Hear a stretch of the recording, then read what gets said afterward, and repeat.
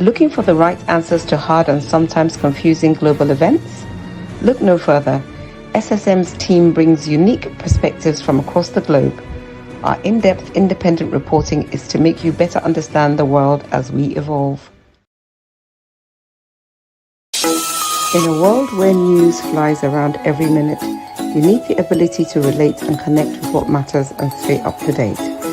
Schengen Story Media News Echoes program is Africans in Diaspora and at Home's leading English news network, one of the most trusted, respected sources for news updates on current affairs as they affect global Africa.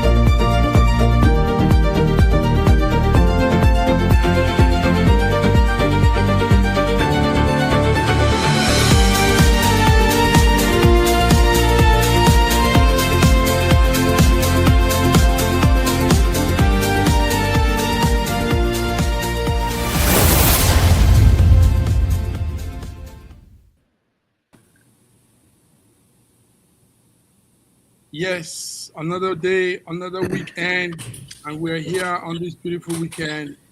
Good day, viewers around the world. This is SSM Friday International Update.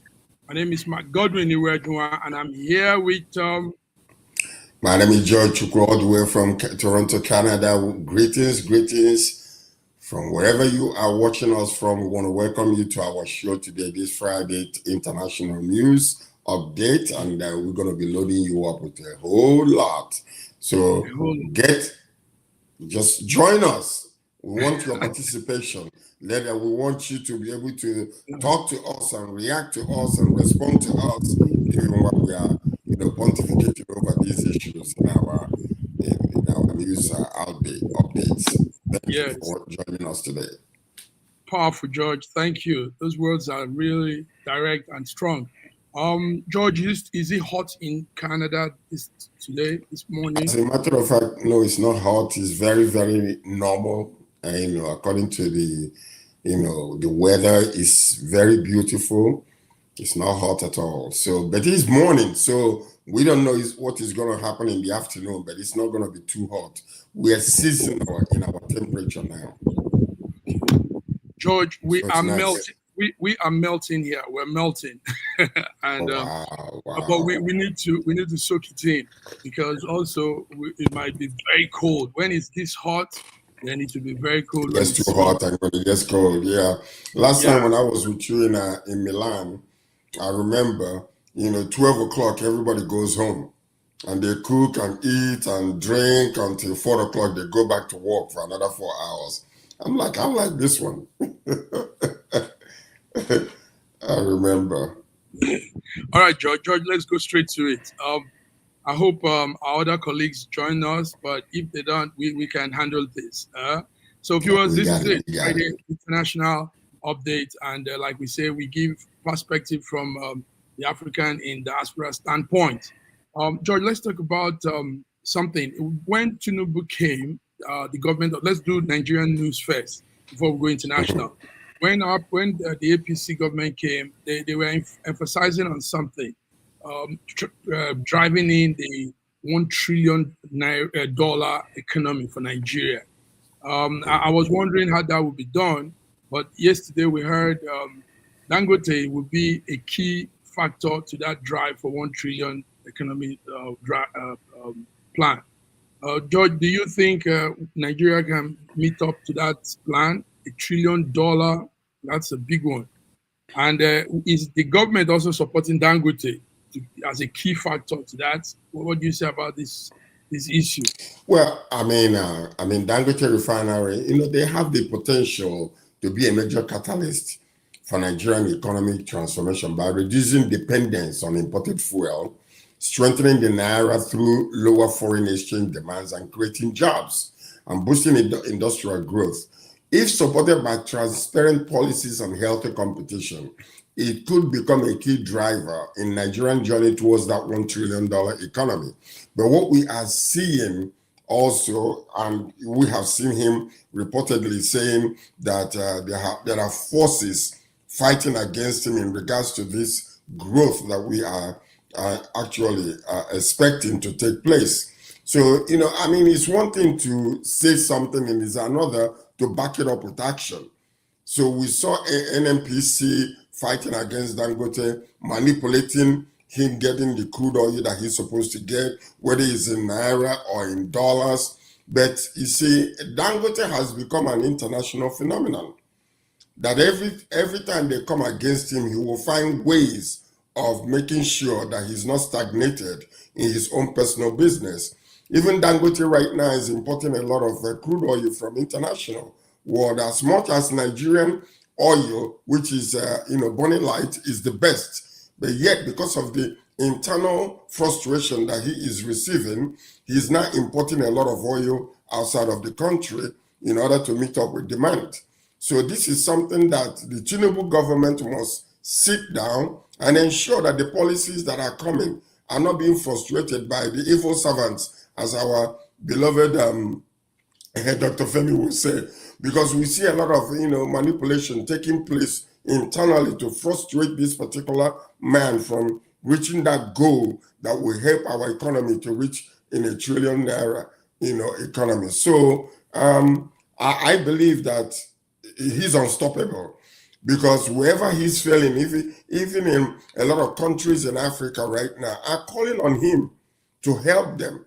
I think one of the either Zambia or Tanzania or wherever, they are calling on Dangote right now because of his economic progress and the way that he's doing things. So I believe that it's possible, but we have to work internally not to stop him. We all have to put our hands there on that deck, on Dangote's deck, if we want to. If he's a key factor to our driving the $1 trillion economy. Yes, $1 trillion. So George, you put those words right. The federal government said the petroleum, his refinery and petrochemical industry is the cornerstone of the ambition to make $1 trillion economy. But also, we know what is happening with our NNPC, and we know that NNPC is also trying to stifle Dangote's, chokehold him also. So why is the NNPC not in accordance with the federal government plan? Why is it like NNPC is out of that talk? And we know NNPC is owned by the federal government. That's Nigerian. Okay, number one. When you talk about NNPC, you must talk about independence, because the president being, and this is very funny. We saw it with Buhari.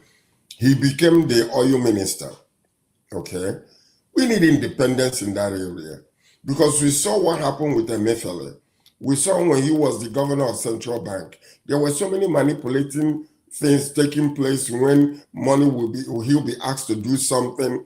When he's seen all these manipulations and all these dark things that are happening with the economy, money moving from one place to the other, he decided to stay his own. That's exactly what happened. And there are a lot of people that are complicit with him. That's why they're trying to stifle him. They don't want him to talk. And this is exactly what is happening in our country. Everybody is about their own pocket. Nobody's thinking about the nation as a whole. So we see NNPC, when you bring NNPC and do forensic, audit on that place, even the Senate and the House of Representatives, they are complicit to it, because if they demand transparency, a lot of things will be released. And let me tell you something. There's something that Dr. Femi, used to say, or always saying here, that if Nigeria starts working the way it's supposed to, a lot of people will not be able to survive. And that is the truth. I'm buying into that truth, because what you're seeing right here is there are so many things that are going underhandedly. And this is something that we need to work on. Sanitize and rebaptize that particular oil sector to make sure that it becomes transparent. This is the place where most of our money is being funneled and transferred and moved for personal uses, both by the government and individuals.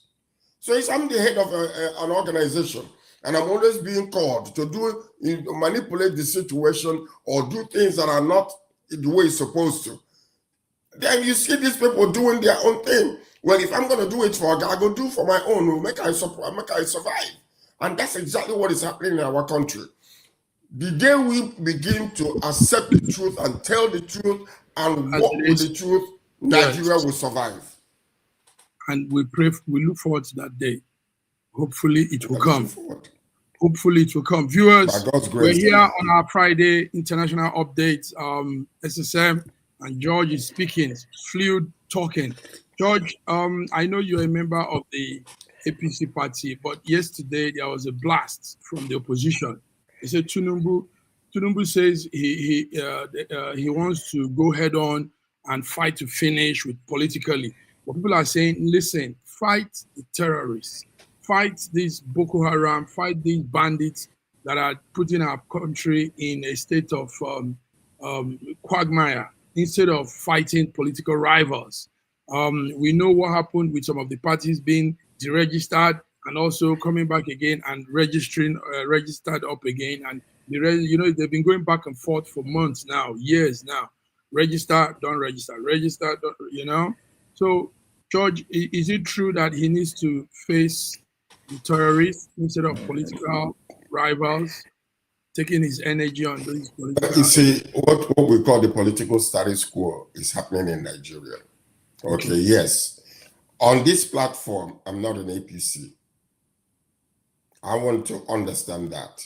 I am an APC, but on this platform as a journalist, okay, as a news pontificator, I must remain neutral. That's exactly the point. I am not going to be a blind follower. When Tinubu does well, I will praise him. When APC does well, I'll praise them. When they are going the wrong way, I will call them out. Okay? So what we are seeing here, the opposition blast Tinubu, says fight terrorists, not political rivals. It reflects on common criticism in Nigerian politics that the government should focus more on addressing insecurity than political disputes. Without the full article, the exact claims and the context aren't clear, but the headline points to a broader debate because we see a lot of things that are happening, unexplained things happening in our country that doesn't make any sense. It's not encouraging. It is not from a diaspora standpoint, knowing how things work in America, where I used to live, and here in Canada, where I'm living right now. We know that there are some things happening that is not fair. So the president, as a matter of fact, based on his own words, if I'm not able to fight the terrorists, don't vote for me. If I'm not able to give you light, don't vote for me. He must concentrate on proving those points for his re-election bid rather than trying to destroy the opposition or manipulating the DOJ, the Department of Justice, to fight against people. Look at what is happening in Lagos State. The Commissioner of Police is joining becoming partisan by going to what do you call that again? Sheyi Tinubu's City Boys movement. That is unacceptable. Come on. This is a policeman, a commissioner of police or the head of the police department that is supposed to be, even if you are an APC member or you are supporting APC, that should not be known to anybody. We should be careful the way we are allowing things to happen in our own country. The security should be the government's highest priority. Terrorism, banditry, and kidnapping and violent attacks continue to affect many parts of Nigeria, disrupting lives and economic activities. So political conflict should not overshadow governance. If government energy appears to be directed towards weakening political opponents rather than solving the urgent national problems, it can create the perception that politics is taking precedence over the people's welfare. You are the president to everybody, both in the north, south, and east and west. Public confidence depends on results. Nigerians generally judge any administration by improvement in security, economy, employment, and the cost of living. Progress in this area often matters more than citizens than political victories. So we need to be very, very careful.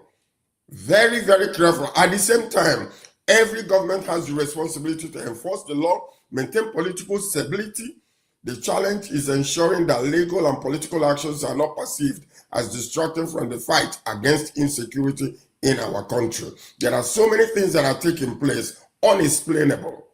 But at the same time, people are doing their own thing, and then it falls on the table of our president. Because people can, in Osun State, somebody can just rise up and want to become a blind follower and want to do a lot of crazy things, and it goes to the president. So the president must call and ensure that all these actions that are coming on his table and the people are blaming him should stop.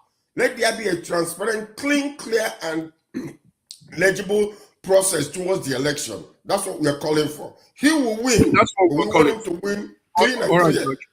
George, let's acknowledge the presence of who's that man there. We want to acknowledge who's that man there. Good afternoon. Good afternoon. Good afternoon, sir George. Good morning, Dr. Femi. I've been quoting you. Evil Sabbats. Good afternoon. Good afternoon, Sir George. Good afternoon, Mac. Good afternoon, Nigerians all over the world. I'm back here on the platform with you. I'm named Dr. Femi Obakaro. Yes, Dr. Femi. By the way, I saw the beautiful outfits. Hold on. I saw the beautiful outfits that you posted. Nigeria will take over. You see how we're taking over the music? You see how we have taken over the movie industry? Right now is fashion. Nigeria is going to be the world's fastest growing fashion industry very, very soon. And it's coming. Watch. Peace. That's a beautiful one. All right, Dr. Femi, our viewers from America are following you. And a lot of them are saying, no, we need to face him off. So I'm waiting for Akeni. Akeni is a young man that he was watching us. Listen to this. He was watching us all through his flight from Canada back to the United States to New York. Oh, wow. And yes, he was watching. And he called me. Somehow I got my number and said, listen, I need to come on your program, gentlemen. I said, well, you're open. He said, Dr. Femi, I need to face Dr. Femi. Dr. Femi. So let's hope that Kenny will join us. Dr. Femi, we're talking something very important this morning. First of all, we started with a talk on from the beginning of APC, this president APC government. We've been hearing that talk of $1 trillion economic drive.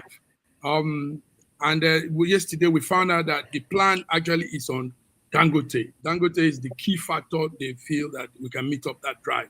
But I was weighing, George and I were weighing things, and we said, but federal government doesn't seem like it's supporting the Dangote if it's the key factor. Tell us, what do you know about this $1 trillion economic drive? Now, the thing is this, sometimes when we have people who are skeptical about the economy and about Nigeria, and I kept on using the word the market Nigeria, and they were saying, oh, you don't use that word. Now, there's this Dangote refinery, and Nigerian government is not supporting. Nigerian government is selling crude oil to Dangote in naira. In naira. What else do you want them to do? To go and start paying the workers? The ingredient of that refinery is crude oil. And what they are doing is selling to that company in naira. So that will help them to boost, that will help that company to boost production. And that company is the world largest supplier of fuel now. The world largest. And you said that government is not supporting it. And also some people are going about, the government is not supporting by allowing importation by 20% to support. What the government is trying to avoid is monopoly. Monopoly, 80% by Dangote, 20% so that Dangote will not be the one that will determine the price of crude oil and of fuel in Nigeria. Other people can influence that and make him maintain the low cost. So that is how a proper government works. Government cannot just give everything to an individual. Tomorrow, and I say, well, because he's a sole producer, now it will bring it to 2,000 naira, and nobody else can do anything about it. So somebody else will be able to check him to a particular level. That's what the government is doing. The government is giving him Yes. Let me interject here. When we say government, we don't literally mean government directly. We are talking of NNPCL, which is a government company, government-owned company. Now, it is the NNPCL that we've heard that is trying to stifle Dangote. So government should look into the activities of NNPCL and balance those things so that Dangote can have that game plan of giving them the $1 trillion economic plan. Exactly. You come back to where Sir George came up in the first instance. Evil servants. Some people in Nigeria do not see Nigeria as the picture, a bigger picture. What they will earn, what they will gain. You know, when they started the refinery production, they came and rubbish the produce, the petroleum produce. He rubbish, and they brought in external testers. I realized that the product was way beyond the one that was imported. You will find some people who they want their palm to be greased, and Dangote refuse to do that. And therefore, what they will begin to downplay that. So you'll find that in the system, and you'll find that in a society, in all society, in the third world, you'll find that they happen in the third world. And like I said, we cannot get there overnight. It is a system that needs to get in place. When system gets into place, people will begin to do less of it. Let me tell you an example. When the system of land acquisition in Lagos State was not in place, anybody was doing anything. Omonile was doing anything. When system went into place and it was backed by laws and it began to start working, it will take some time for it to work. Now, if you want to get any land in Lagos, go and get it. Go to the lands. Go and see where it is allocated. Where is it? I saw some people say that, oh, their property was destroyed. Go to lands, go and get it tracked. You will see the original owners of the land, who has the C of O, who signed the C of O. How did you get there? What? So when people say things that most Nigerians don't do the right things, and when they don't do the right thing, when they are trapped, they start calling out government.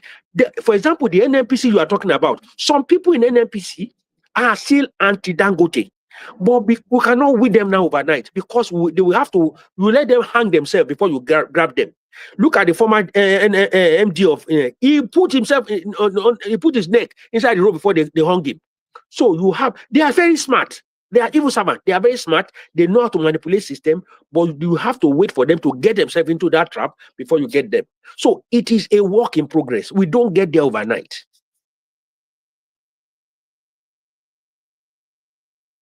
Yes. Sir George, you are muted.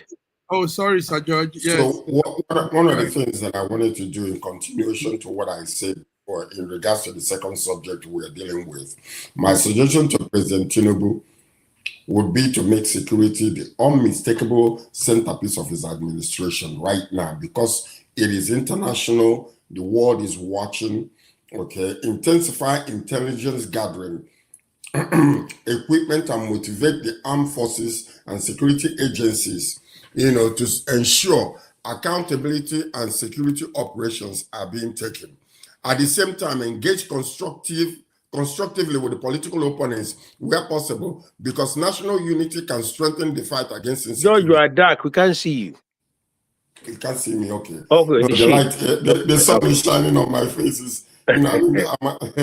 Ultimately, history is likely to judge his administration less by political contest and more by whether Nigerians become safer, the economic improves, and citizens experience a better quality of life. A sustained focus on security, economic stability, and inclusive governance will strengthen public trust and Nigerian long-term development. That would be my suggestion, because right now, as it stands, I know Tinubu is going to win.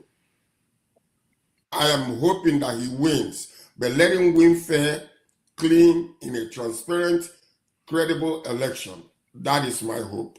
Okay, thank you, George. Okay, Dr. Femi, what George was saying was a topic we were addressing before you came in, I only took us back to have your opinion on that, the first topic.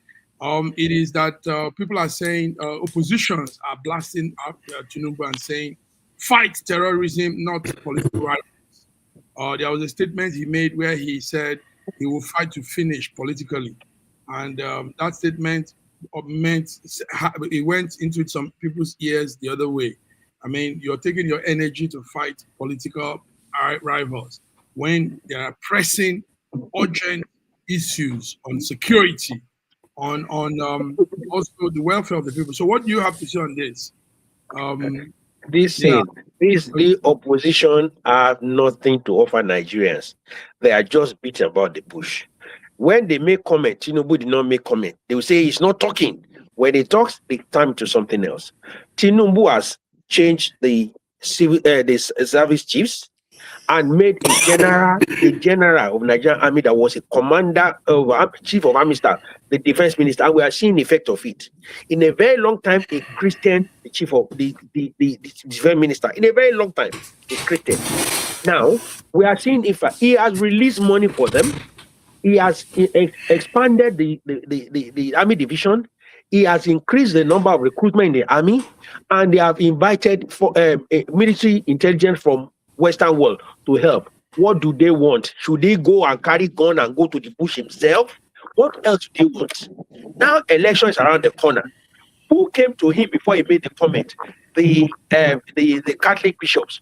Who on whose platform some people have been going to campaign, who have turned their churches to campaign ground, and they made comment. He responded to a comment about the opposition, who are saying that he's stifling them. And the thing is this: they have hijacked people's party. They hijacked somebody else's party, and some people are already in that party. Those people took them to court. It is Tinubu.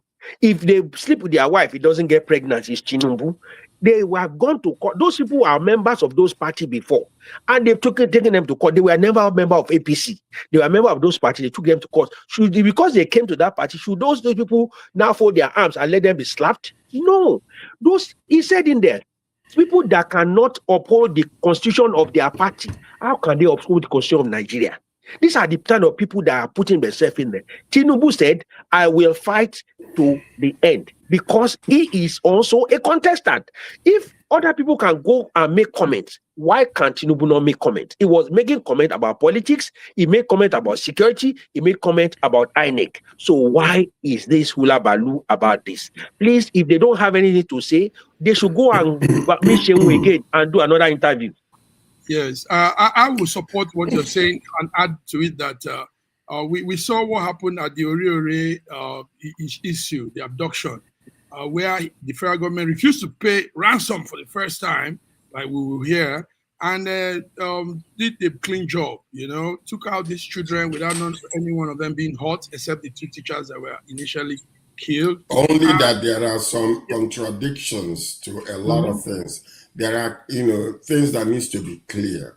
One person that was kidnapped was saying something else, that they were released and told to go somewhere to meet the military. And then the other is saying that there were some it being alleged that some soldiers died and money was not paid, that they brought these people out. So there's some clarity that needs to come into this whole entire thing, because it's not coming from outside, it's coming from those that were kidnapped. And a lot of people are alleging that woman that came out, they were showing 2 different groups of people. Some came out very clean, very robust, and there was no sign that they were in the bush for many days. And another one was showing the actual ones that came out that were so dilapidated they couldn't even walk. So there are so many things that are happening. We need to really. But George, there were 2 different places, 2 different scenarios. One is 2 different. It's an allegation. Those allegations are from people who do not want those people to be freed, so they can have something to campaign with. The moment that is gone, let me explain something to you. Dr. Femi, hold on. I am telling you, from the same camp, one of the men that were blindfolded okay, was saying that they were released and were told to go, and they went and met the military from the same camp. Are you listening to the news? So these are the things that need to get clear. Let me tell you. Woman is saying something else, and one of the men that was also with them there was saying another thing. So these are the things that we need to get clear about. You just said it now. The man was blindfolded. The woman said she was never blindfolded. She saw what happened on the path throughout. The men were blindfolded and the one that was always beaten. Now he said in there, you heard what they said. They arrested their family and they told them they are going to fight their family if they don't release those people. So what do they expect them to do? So when they released, they attacked them and they were able to overcome them. That's how it works. Listen, the military will not come and start doing content creation to say this is how we did it. Because if they tell you, they have undermined or another attempt at doing the same thing somewhere else. Okay. Nigerians are very good. We always look for content and rubbish stories. So that people hold on. Let me finish. You just said two things now. You said some people were dilapidated. They are not from Orire. No. I understand that fact. I'm talking about two different testimonies from the same camp, one woman, one man. He said that they were released. Listen to this. Listen. The man said they were released and told to go, that they've been settled, and they went and met the military. The military brought them. That's what he said. I'm not making it up. It is the news. And then the woman was saying something else. So what I'm saying to you is listen to me again. Listen, you got to be, like I said before, you must be neutral when it comes to certain things. Don't be blindfolded. One news is saying this from the same camp, and another news is saying the same thing here. So that it seems as if there is something definitely wrong with the whole equation. That's all I'm saying. So the people that have been settled now, they brought them to court.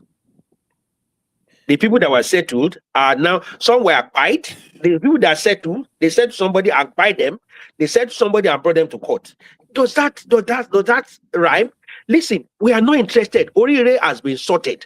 Orire, the people have been freed. They are home. We are not interested in that. Anybody that's interested in that, go to Orire and go and do that and do content creation. What we are interested in is that security should be improved. We should build on what we saw in Orire, build up on that, and any other attempt at those ones that at kidnapping should be. There are so many. You know that after this one, there are others have been aborted by the military, but nobody is talking about them because it's not necessary. People are looking for content. For goodness sake, this is human lives. The army are losing their foot soldiers. They are repelling kidnapping and banditry. We are not celebrating that. We are looking at it in the release. Please, I am not interested in content creation. I'm interested in security of Nigeria and the better. Those people that are doing that are looking for content. The testimony of the people that we are. I am not interested in testimony. Yeah, I am not interested in testimony. You're blind to the other side. You want to have one way of thinking. That's not true. It's as men, if you come here, yes, I want what you want, but I want it to be clean and clear and transparent. If there are questions, it needs to be answered. Go and ask the military. Go and ask the military how it was done. And you trust them 100%. Not yet. Listen. And you trust them 100%. And you trust a content creator. You trust the content creator. Many of them are complicit to what is happening. Many of them are, and you know that. All right, George. We're no longer blaming Tinubu. Tinubu is doing the best he could. But I have not said anything. I have not said anything about Tinubu. I'm talking about Nigerian soldiers who are losing their lives on the theater of war against insecurity, and you have just rubbished them by saying that many of them are complicit. Many are not complicit. Only a few. Only a few are complicit. Let's dive into other stories before our time goes out. Tinubu, Obasanjo, and Alex Otti both called for national unity as Abia State honors Agu Ironsi. That was a major event this week. We all know who Agu Ironsi was. He's also, interestingly, from Abia State. So they are marking his 60th memorial anniversary. That was the first military head of state Nigeria had, Johnson Aguiyi. Gentlemen, if they say we should be united, but the top is not united, and even with us, we're not united, how can we drive unity in Nigeria? Big George, how do we start? Obviously, we are the bottom level of disunity presently. Let's be honest. Well, let me tell you this, okay? The call for national unity at the honor of Aguiyi Johnson, our brother, is a reminder that Nigeria cannot build a united future without honestly confronting the past. Aguiyi assassination during the 1966 counter coup, in which northern military officers played a leading role, marked a tragic turning point of the deepest ethnic distrust and paved the way for the Nigerian Civil War. True national reconciliation requires acknowledging these painful events, honoring all victims, and ensuring the history is neither denied or distorted. Only truth, justice, and mutual respect can lay the foundation for lasting unity in Nigeria. The point about it is this: we must come against every political person that is trying to bring disunity. Most Nigerians, they don't care whether you're from the north or from the south. Most of us don't care. I personally don't care. When my nephew, medical doctor, came to me and brought a beautiful Yoruba young lady to get married, I met her. I did not think about whether she's from Yoruba land or from Igbo land or from south or from east or from west. I judged the young lady based on her the character and everything else. So to me, whether you're Yoruba, whether you are Igbo, whether you're Ibibio or whatever, it doesn't matter to me. But politics is dividing us, and we must stop it. And anytime we see such things happening, we must call it forth and make sure that these politicians are not using ethnic bias, just because they want to get elected. Okay, the president of Nigeria is the president of the whole entire nation. I'm a Nigerian first. What a passport that I have is Nigerian passport. And we must all conduct ourselves in the same manner. So what I'm saying is this: I applaud Obasanjo, our President Tinubu, and the Abia State Governor Oti for calling for unity. But let it be realistically embraced by all of us. By everyone. We need to do that. It's one Nigeria, not two Nigerians. One Nigeria, and that thing must enter into every one of us. When I'm dealing with my brother, Dr. Olufemi, I don't even know whether you're Yoruba. Only your name tells me that you're Yoruba. All I see is a Nigerian professor, doctor in the UK. That's all I see. You are Nigerian that is in UK. So that's it. So we must embrace that unity and oneness of purpose. Let me back you up on this. I have 4 brothers. The one in front of me is married to an Igbo woman. The one really after that is married to another Igbo woman. One from EBC, one from Ibuzu. So I don't see color, I don't see creed. The pastor of my church is from Benue State. So I don't see all this. But like you said, politicians are the ones doing this. Now, going back to what you said, the commemoration of the death of Aguiyi is supposed to unify us. Because Aguiyi, when Aguiyi was killed, he was not killed in the east, he was not killed in the north, he was killed in Ibadan. And when he was killed in Ibadan, he was killed with a Yoruba man who refused that you cannot kill this man because he's in Yoruba land. You rather kill me with him. And that shows the dedication of those people at that era, because when the governor of Fajui, he was in Fajui's house when they came for him, and they said, we are not interested in killing you, Fajui, but we are taking this man. He said, no, you can't take this man. He's my guest.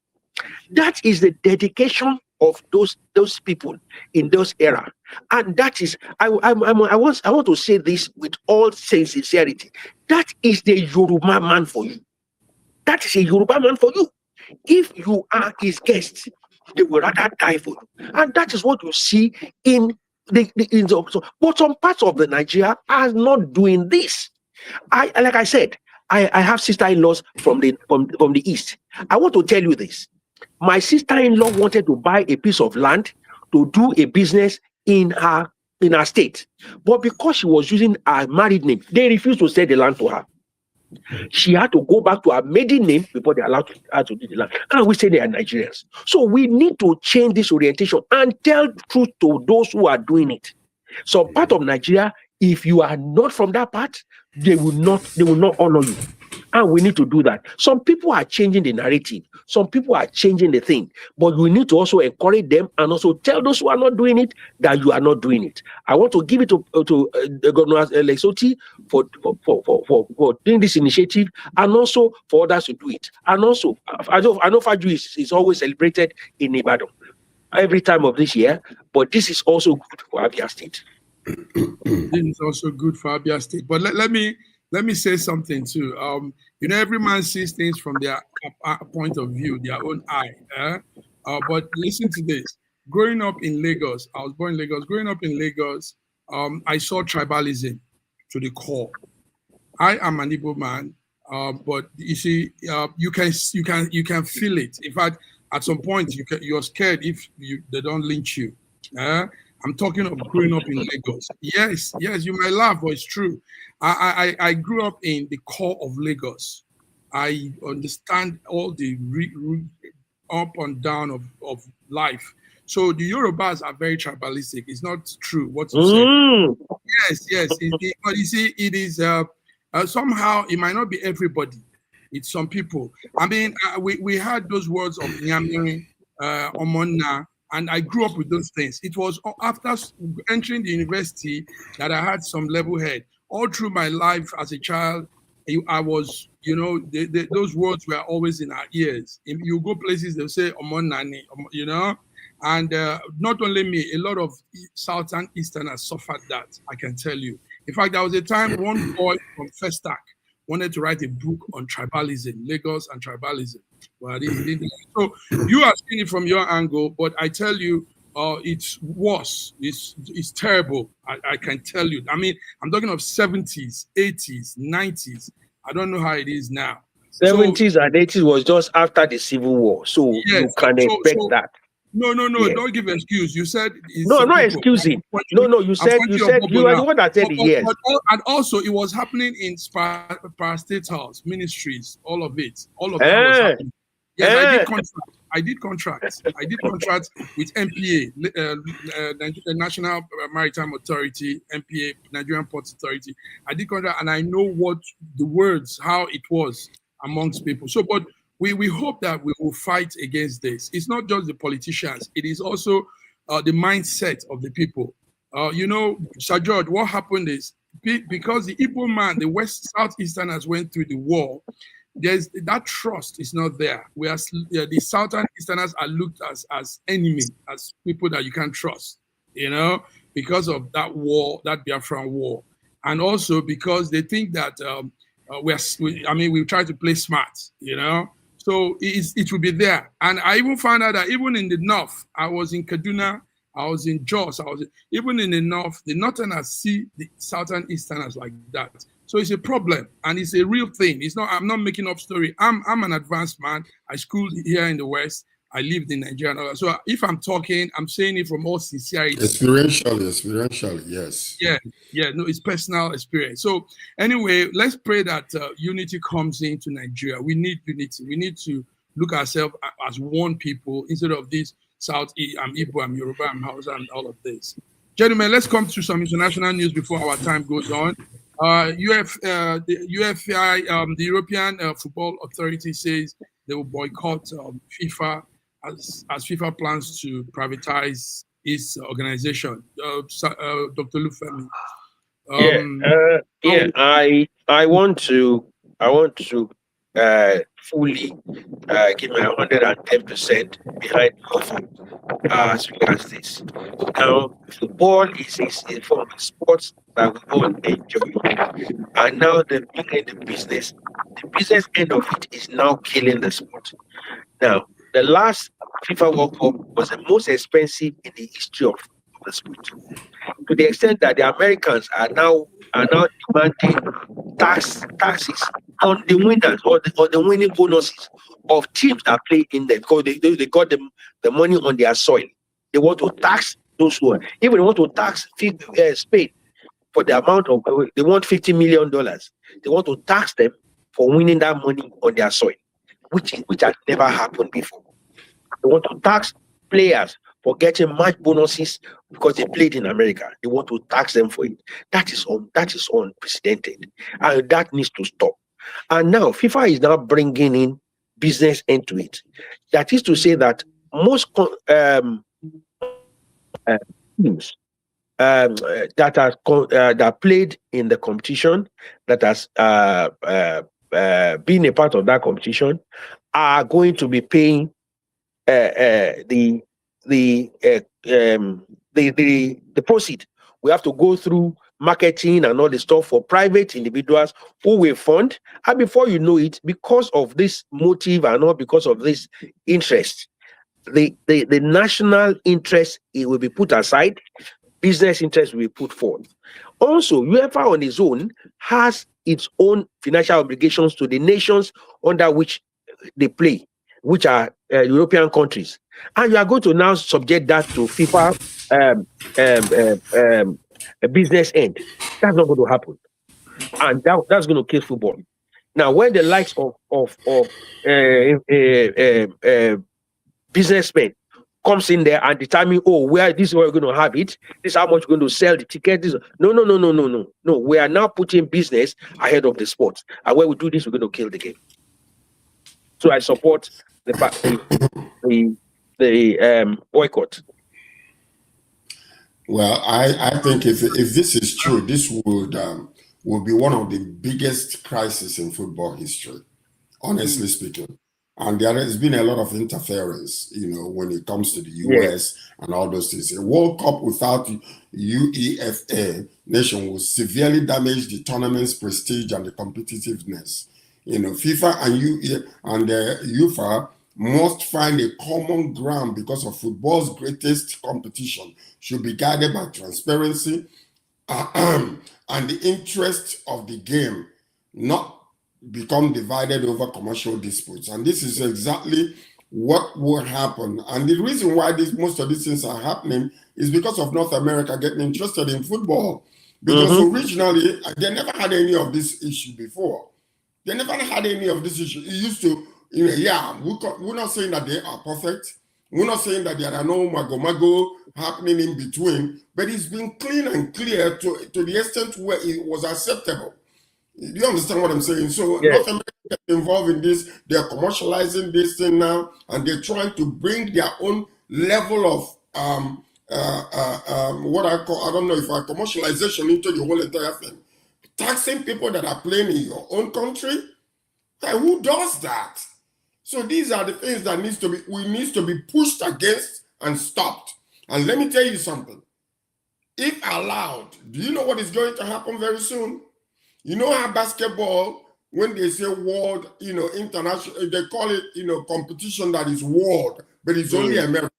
That's exactly what is about to happen very soon, where they will carve out their own soccer and they become North American soccer team, and then a European will carve out their own, Africa will carve out their own, which is just a distraction.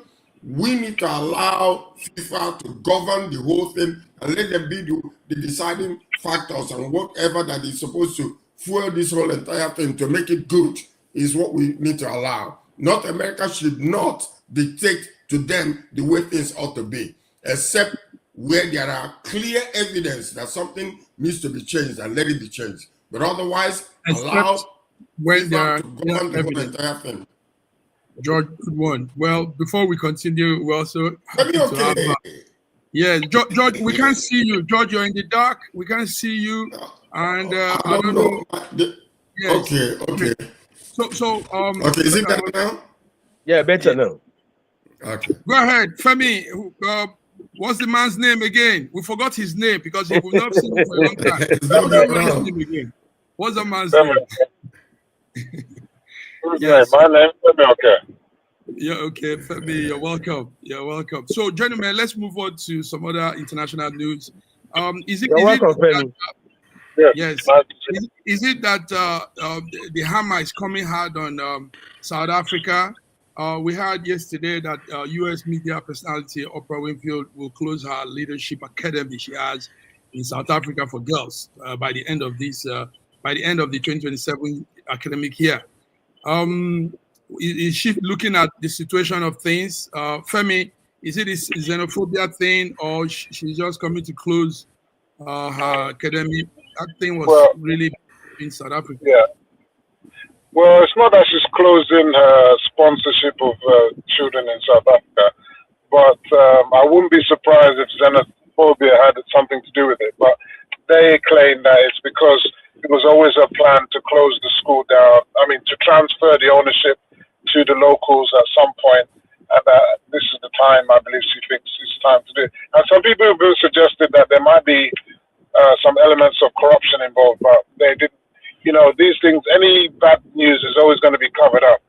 But South Africa right now are not doing themselves any favors in Africa and the world with their xenophobic actions. And, you know, the thing is, government needs to stand tall and say to the people, we are against this. But it looks like ANC are scared to lose at the elections.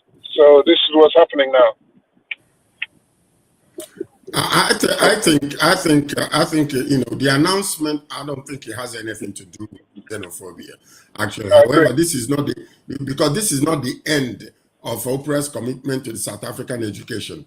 Oprah says she will expand her scholarship program so that even more girls can attend top schools across the country, while the academy campus will be transferred to I think it's called Gauteng provincial government. Yes, so that's what it is. I don't think it has anything to do with that. You know, this school has transformed many thousands of girls. You know, and the legacy will endure through the graduates. Based on the information available, there is no evidence that closure is actually attached to xenophobia. So I think she's just changing the whole entire thing, like Femi Oke said. So I maybe it might have anything to do with it. They don't want to use it openly. Who knows? We can only say what we know. That's the point I'm making. Let's go further on South Africa and something that is hitting the social media wave. There's this you all know that beautiful young lady Tyla. She sings her song and she's won Grammys too. Now, there's this debate on Tyla. She's having a concert in Lagos in December, and Nigeria. She's supposed to. Yeah, some Nigerians say they don't want. It's been cancelled. It's been cancelled now. Okay, yes. So let's dive into that.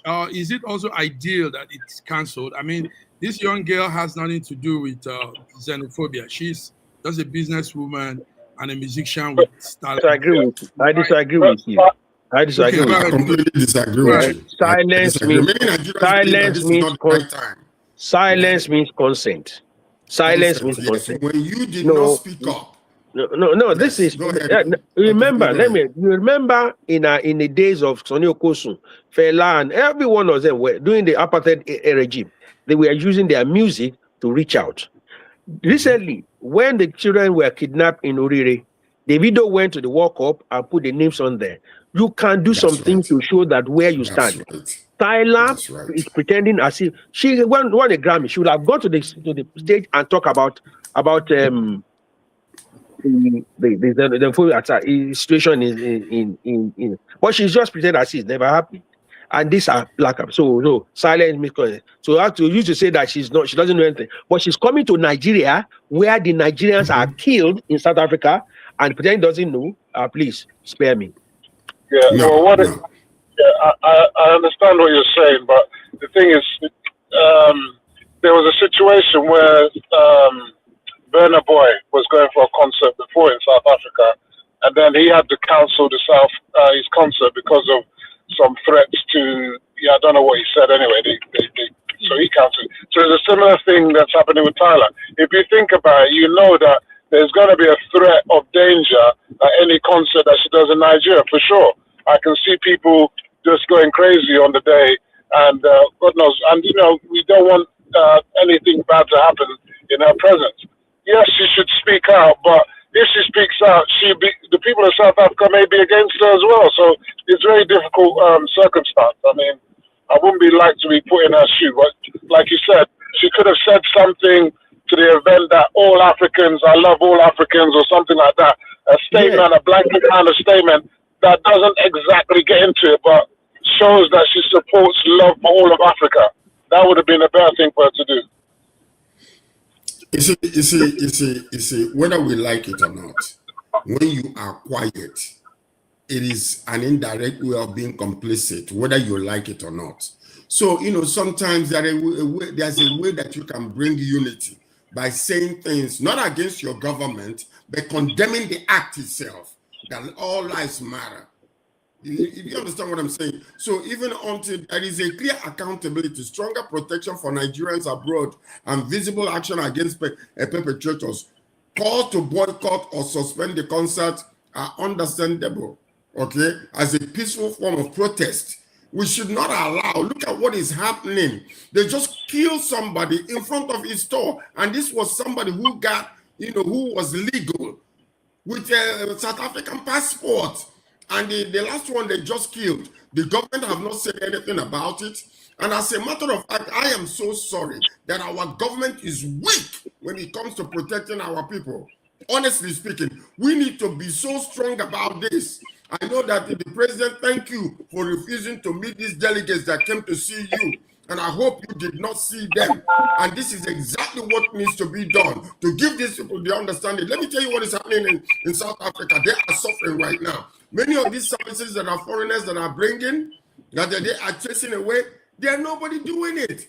And these lazy fools over there are not even able to, take over and do some of the things that these foreigners were doing. So they are the ones suffering right now. South Africans are the ones crying out and saying, oh, we are done. Because most of these people that chased away, they brought some level of completeness to South Africa. Now they are suffering it. And they will continue to suffer that until the government comes out and condemns what is happening and pay for all the people, all the mess that they have done to outside, Black Africans. So this must be done. Nigeria was asking for some compensation, but the South Africans are saying a lot of Nigerians came to their country, sold drugs, and destroyed their youth, destroyed their people with drugs. Wasn't it a South African that was bringing drugs the other day? Yeah, there was another South African that wasn't it a South African lady that was bringing drugs? South African lady. Yeah, but look, the thing is, an emissary from South Africa was in Nigeria just yesterday, and he made it clear that anybody who's got a registered business and got legal documentation, they will be able to follow due process, and they should be entitled to compensation. Good one. You guys are giving us the update. So, gentlemen, it's beautiful to have. But I really want Femi to give us his views on the talk on Dangote refinery as a key factor to Nigerians' 1 trillion economic drive. Yeah. What do you have on that, Femi? I love when you do those perspectives. Yeah, the thing is, when President Bola Tinubu said his aim is to make Nigeria a $1 trillion economy, so many people in the opposition were talking that this guy doesn't know what he's talking about. And I've always said to people that when you listen to President Bola Tinubu, he's an accountant, he's an accomplished person, worked for Mobile Energy. He knows exactly what he's talking about. That when you think about a population of 250 million people, and we're talking about from consumption to production, it should be more than $1 trillion economy. And when Dangote that built his refinery, that many countries in the West and other countries are relying on for jet fuel and so on, and many other countries in Africa are relying on for petroleum products, it just goes to show that you have to key into the project. So someone has to create the plan, like the Lagos plan, and then other people then follow him through. It's just like the coastal road. So someone says, an opponent says that if he becomes the president, that's a wasteful project, he's going to cancel it. But actually, when you think about it and you key into it, that is a key element in the $1 trillion economy. So there are many things that are happening. You might not see the end right now, and even President Bola Ahmed Tinubu might not be president by the time all those things come into fruition, but he set the plan in action. And that's the kind of leadership that Nigeria needs. They need a leader that has got something to say and has got plans and alternatives to say that, look, this is the plan, this is the trajectory, and this is how we're going to get there. That's what we need, a roadmap.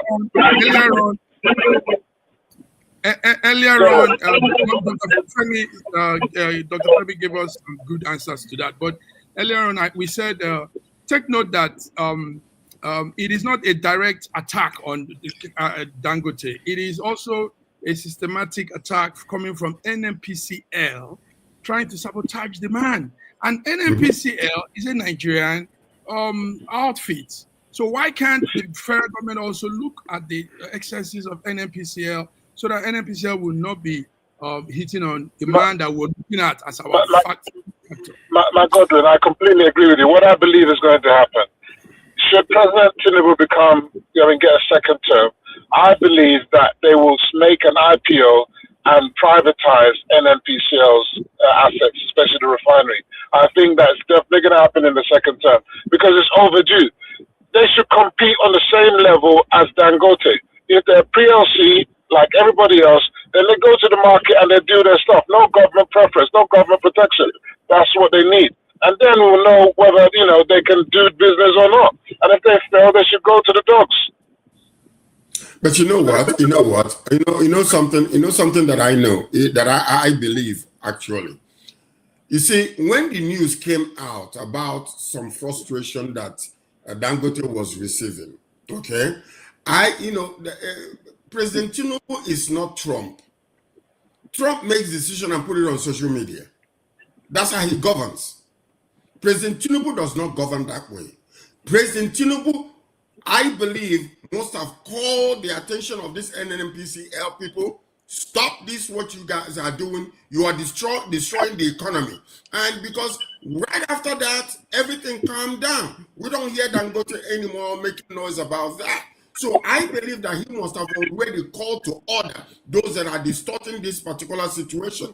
And maybe because we don't hear about it, he's not a noisemaker concerning his administration, like Trump will just put it on social media and deal with it later. So that's what I believe that happened. So when these things come out and it comes out in the social media and then all of a sudden you don't hear it anymore, that means that behind the scenes he's already taking care of it. That's what I believe.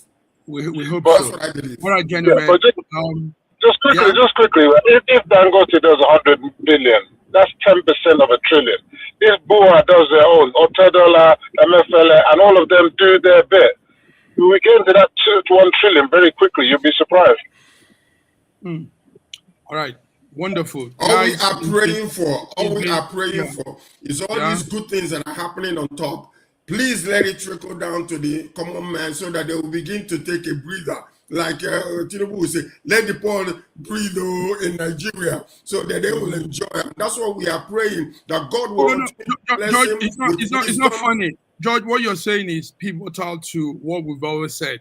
It's not a funny thing. It's not a laughing thing. Well, as long as they're putting these big things up there and it's not reflecting in the lives of the ordinary Nigerian, then it's garbage. Yeah, but my God, you know why it's not garbage? If someone invests 100 billion into an economy, do you know how many jobs that's going to create? You see, just because there will be still people will be suffering, but that's going to create millions of jobs. So just because you can't see every single job, it doesn't mean that it's not effective. The number of people that are being gainfully employed. In fact, the Minister of Finance said that actually because the economy the investment has gone up 10% or something, there's a 10% increase in actual job creation going on right now. It's been happening and people are not seeing it. But eventually the statistics will come out to show that jobs are being created right now, even if it's difficult circumstances. And I want to believe that.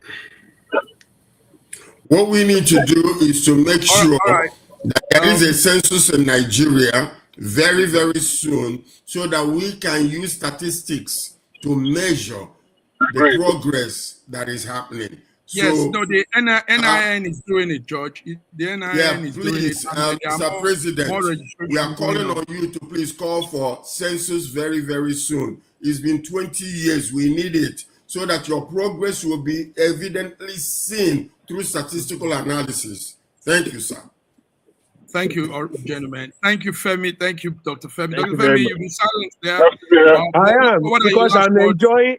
I'm enjoying it. When Femi comes in here, I want to enjoy the discussion as it goes in there, because it seems that I am the only one that is looking at it from a different perspective.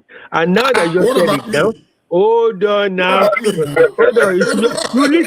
You tend to be listening to Bia Palos story. No. You have to. That's where the real news comes from. The juicy news. You have to select. You cannot be blind. You can't be myopic. Can I just? I know I'm late, but I know the audience want to hear this. I want to thank the president again, along with all the others of Oyo State, how they thank the government for the freeing of the relay hostages. And it just goes to show, we've been saying that this President Tinubu is not the same like any other commander-in-chief. You understand? Some people are saying he's not a commander-in-chief, he's just wasting time, he should go and rest. He is doing strategic, surgical adjustment to our security infrastructure.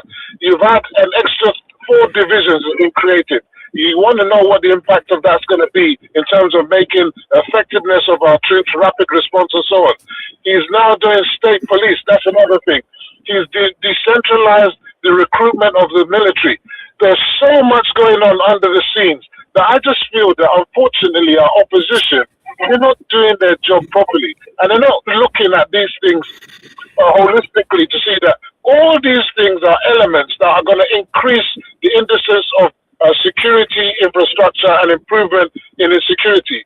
And it's a fact. And he also said one thing which I think we mustn't forget. He said specifically, my government is not negotiating with terrorists. They wanted money. I refused to give them money. They wanted us to free their prisoners. I refused. And instead, I arrested their people and told them that if anything happens to us, your people will be killed. So that is the kind of president silently doing what needs to be done. Not going online, making noise and shouting a lot of nonsense that has no consequence at all. These are the kind of leaders we need for Nigeria. Femi, okay. You become the campaign manager for AP for the President Tinubu. I will send you my account number. I will send you. We're still allowing international transfers. I will send you my account number. Okay. I'm just saying it as I see it. Yeah, I want to thank you for the week activities. Those of us have been there. Dr. Olufemi, awesome. And people are watching, and they say, Dr. Femi, there's that highlight on him. Also, George from Canada, thank you. And today we have Femi Okay. So we'll come back on Monday between the lines. It's been beautiful. Thank you all for all you've been doing. All we want is a better Nigeria, like Femi would say. Better Nigeria. Better Nigeria. That's what we want. Thank you very much. Have a beautiful week. Thank you. And peace out. Thank you. Peace Take care. out. Bye-bye. God bless you.